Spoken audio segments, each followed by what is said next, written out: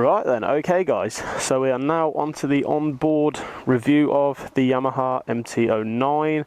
This is part 2 of the video. If you guys haven't actually seen the part 1 review, where I've just done a little walk around and showed you all the functions and little bits and bobs and accessories that have been added to this bike, feel free to go onto my channel and click on part 1. But without further ado, let's get right into this video. So, we are now on the MT09, Yamaha of course. So upon turning on the key, you get that lovely interface from the good old screen. Just move our phone out the way. As explained before, once the key is in, it's the old key switch starty my bobby. You press it down, you press it up, turn the kill switch on, press it in the middle, that is the kill switch off, and press it down. Your bike has now started. So this bike does have traction control, ABS, and of course on the 2017 models, the quick shifter. So like normal, you can turn it, that's already on traction control 1, press it down is traction control 2, press it up is traction control 1, and to hold it would then turn traction control off. For the purpose of the video, I'll put it on traction control 1. It's not really necessary today, but just for the sake of video, I will leave it on. Obviously, you have the mode button, which you have your A, your B, and your standard, which I have covered in my previous video. So, let's go for a lovely ride. So, as I was saying, you have eco mode, which kicks in from 1000 to 6000 RPM. Any gear that is, once you hit past the 6000 RPM, the eco mode does switch off, and then you are in basically the fuel guzzling part. So we'll just get out of this place.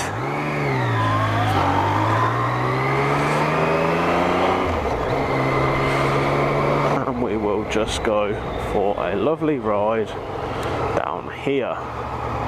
So this is, we'll put it in the B mode. This is B mode. From second gear, I'll do a complete pin of the throttle.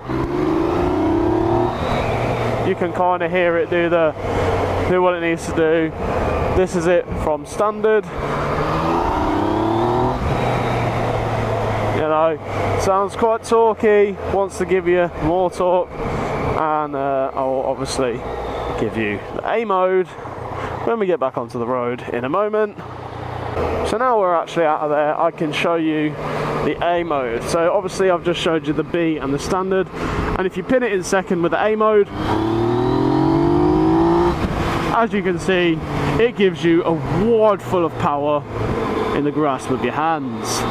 So obviously the quick shifter is, I would say, a quick shifter. You can blip through your gears quite quickly, but not as much as you would want.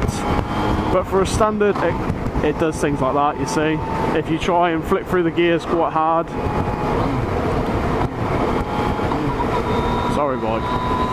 So yeah, the quick shifter is very good. You can switch between all your gears nice and easily without any use of the clutch. Downshifting, I think it's got like a downshift aid or something like that, so I was told. Not too sure whether that is actually true, but it's basically you'll just go down and the revs will kind of ease themselves up a little bit, a bit like an auto blipper, but not an auto blipper. So obviously when you have your traction on, you know, it does what it needs to with regards to the rain and all that, and you can mix and merge between your traction and your modes to aid you within if you have really bad weather. In this weather, I would just ride either standard or the A mode with the traction normally off, but I've left it on for the purpose of this video. There are a few different things on this. They have changed out the suspension, which is now, I would say, I've had mine adjusted to my weight, so in my opinion it's obviously quite stiff because I'm quite a big bulky guy, so I had to have it quite tight in order to get the correct distance from the ground and make sure that I don't actually bottom the bike out because I'm a lard ass. So in my opinion it's quite, you know, it's quite hard, but for me it works absolutely tremendous. You know, Let's get round this roundabout. Oh, gorgeous. You know, the quick shifter is a massive aid within this bike.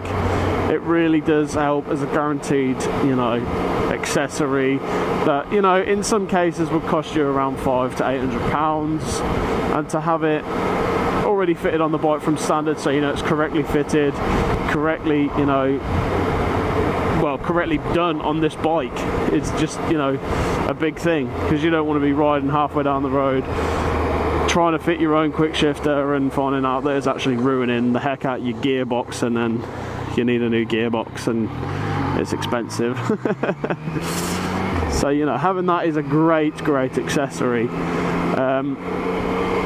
Obviously the indicators down there I think are absolutely much better because they're not within your vision. I used to find at night time on the old MT09s, when you were riding, the flash was almost brighter than the light, so you would be going around the corner and the flash would just be taking up the whole road. You know, not a bad thing, but when you're looking down, you don't just want to see an indicator, you know what I mean? You want to see your dash. I found it quite off-putting at times when you're trying to look through the night, which was, you know, quite irritating. It might just be my opinion on that. Don't take that as a, well, don't take it as a judgment upon the older style bikes, because at the end of the day, I don't actually own one. I just own this one, and I just, in my eyes, absolutely love where the indicators are. They're right down at the bottom. What's going on there? They're right down at the bottom. They're tucked away out the way. They don't stick out a crazy amount, you know, and they're just out of the way. And you see your front end, you know, you get to see your lights, your screen, your dash, you know, everything that you really want to see, not things that you don't need to see. So I think I did a great job of removing that. Obviously, that's absolutely gorgeous. Obviously they've put the indicators on the rear and put the number plate on the rear wheel. It doesn't look the greatest, but it actually performs really well, because obviously as your rear wheel is bobbing up and down, the number plate is obviously attached to your swing arm, therefore is going with the wheel, and you know, it's so easy to read. Probably not in good cases when you want to ride really fast.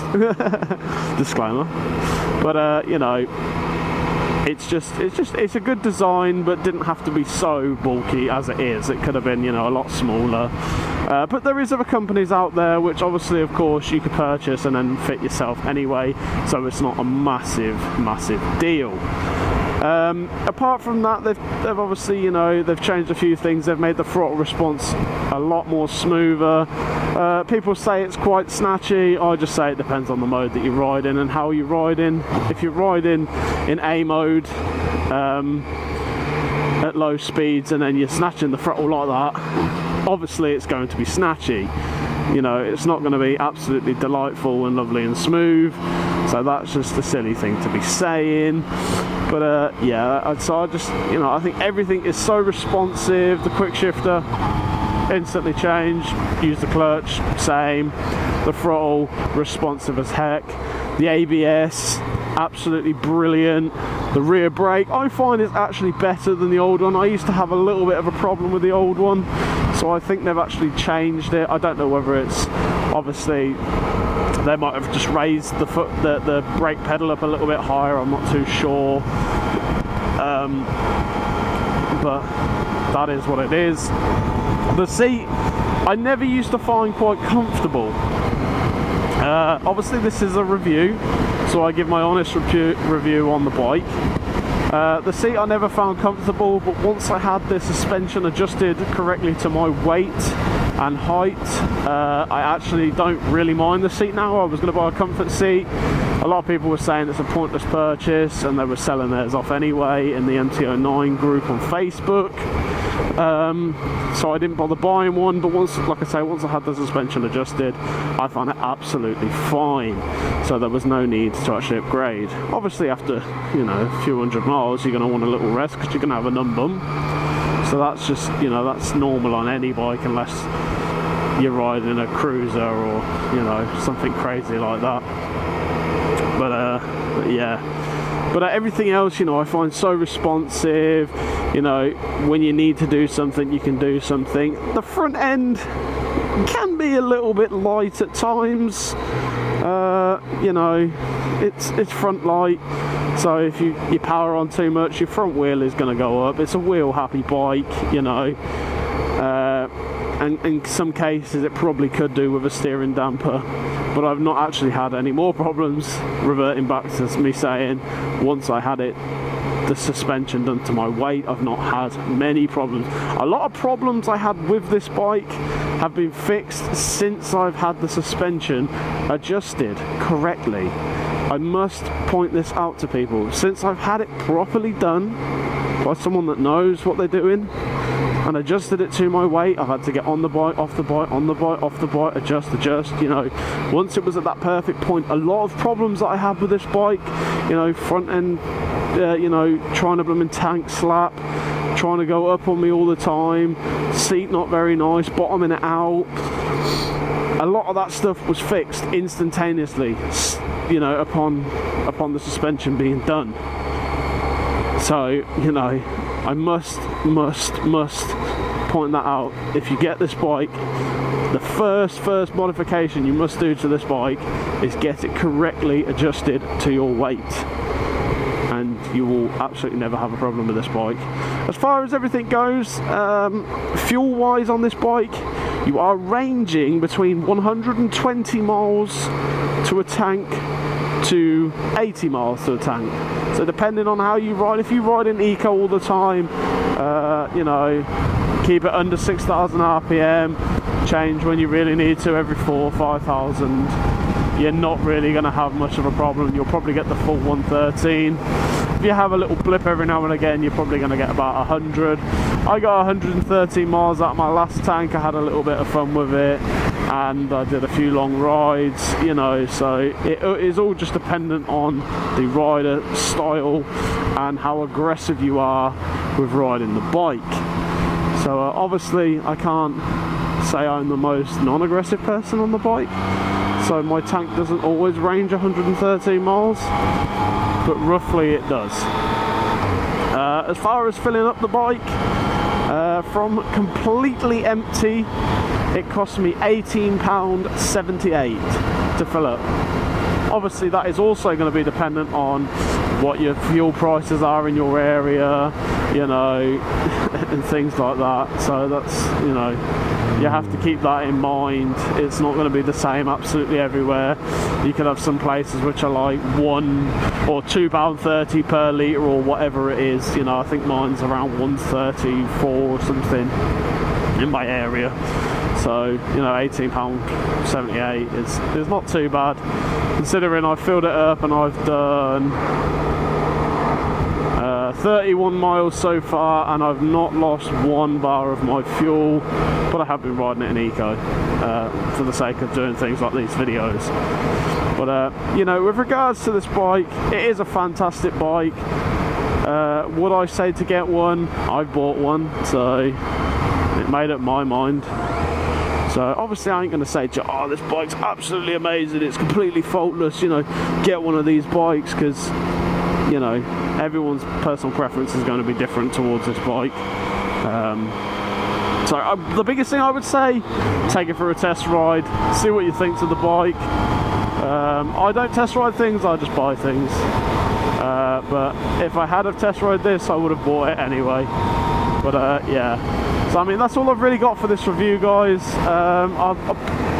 People have probably done better reviews than me, covering more in-depth things, you know.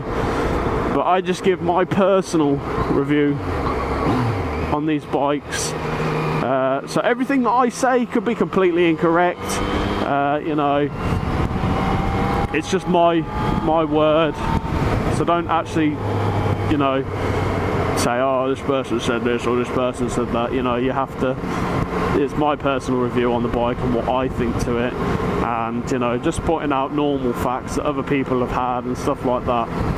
So yeah, don't take every single word, you know, like I'm God's gift and I know absolutely everything, because I don't. I just give a personal review on this motorcycle for you guys to have a little look at and see what you guys think. Just to give a little bit of insight from a owner of an MT09 to someone that's potentially looking at one or about to buy one. So yeah, so guys, you know, I hope you've enjoyed. More videos will be posted in the future.